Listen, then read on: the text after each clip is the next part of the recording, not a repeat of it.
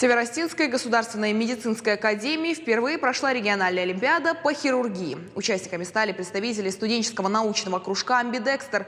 Он состоит из студентов старших курсов. Всего 4 команды по 8 человек.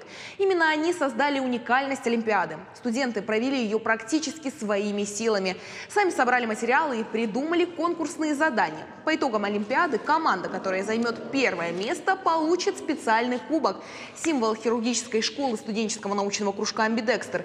Это также даст возможность представить Северную Осетию на Всероссийской олимпиаде по хирургии в Москве.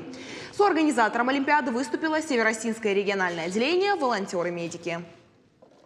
У меня было много свободного времени, и я, чтобы его просто так не тратить, решил записаться на кружок, и это только одно удовольствие.